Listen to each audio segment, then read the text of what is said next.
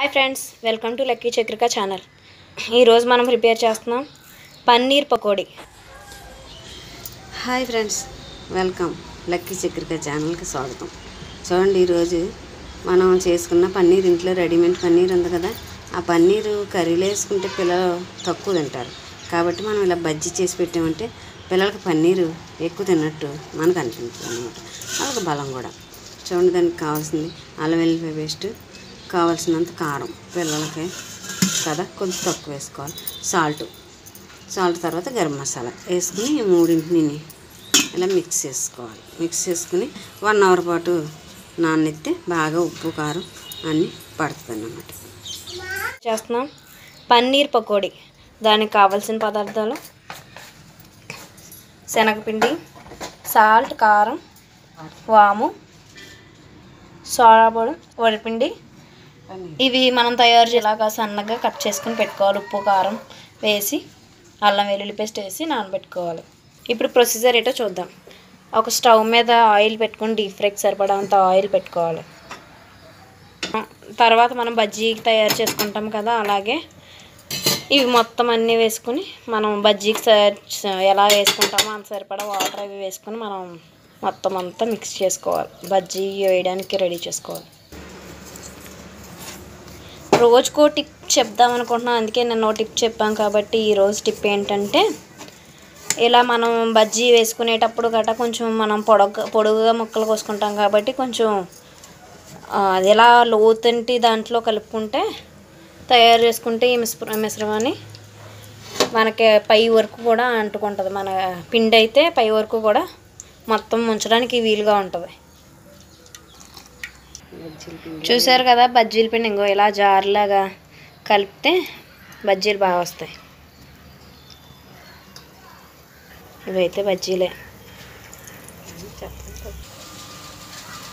Golden brown వచ్చే వరకు వేయించుకోవాలి.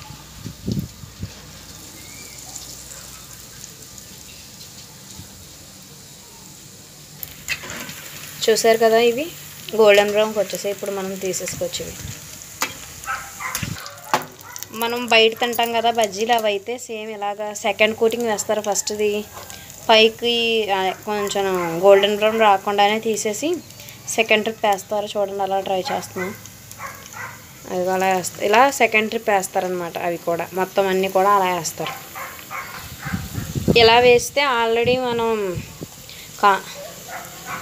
ఇవి హోటల్లో ఈ బయట మన ఫాస్ట్ ఫుడ్ సెంటర్లో కట్ట అయితే కొంచెం పెద్దగా కనపడడానికి ఇలా వేస్తారు. ఆల్రెడీ మనం సోడా పొడి అనేది వేస్తాం కదా, దానివల్ల ఈ సెకండ్ కోటింగ్ వేయడం వల్ల బాగా పెద్దగా కనిపిస్తాయి బజ్జీలు అనేవి. సో అందుకని వాళ్ళు సెకండ్ కోటింగ్ వేస్తారు. చూడండి, ముందు మనం తీసిన వాటికి వీటికి కూడా డిఫరెన్స్గా తెలుస్తుంది మనకి. మనం ఇంట్లో వేసుకుని కొంచెం చిన్న సైజు కనపడతాయి, వాళ్ళకి కొంచెం లావుగా పిండి ఎక్కువ కనపడుతుంది. లోపల ఉన్నది తక్కువ కనిపించిన మిరపకాయ అట్టుగా ఉన్నాయి, ఏంటి ఎలా ఉంటుంది మనది అంత పిండి అంటుకోదు కదా అనుకుంటారు. కానీ సీక్రెట్ మాత్రం ఇదే, డబల్ కోటింగ్ వేస్తారు వాళ్ళు. మనకు అది తెలియదు. చూసారా ఎంత పెద్దదైందో, చిన్నది కాస్త. అది వాళ్ళ సీక్రెట్ అదే అనమాట. లోపలిది చిన్నది అయిపోయి పైన పిండి కొంచెం లావు కనబడదు. నార్మల్ సన్నగా ఉన్నాయి. ఇవి చూడండి ఎంత లావు ఉన్నాయో. అవి రెండు వాటి డిఫరెన్స్ చూడండి, అది వాటి డిఫరెన్స్. చూసారు కదా, మన పన్నీర్ బజ్జీ తయారైపోయింది. Home made paneer bajji. చూసారు కదా, మీరు కూడా ఎలా తయారు చేసుకుని టేస్ట్ చూడండి. ఎనీవేకి థ్యాంక్స్ ఫర్ వాచింగ్. మా ఛానల్ కొత్తగా చూస్తున్నట్టయితే సబ్స్క్రైబ్ చేయడం మాత్రం మర్చిపోండి. Please subscribe. చూసారు కదా, ఫైనల్గా మన హోమ్ మేడ్ పన్నీర్ బజ్జీ తయారైపోయింది. మేమైతే టేస్ట్ చూసాం, చాలా చాలా బాగుంది. మీరు కూడా ట్రై చేయండి.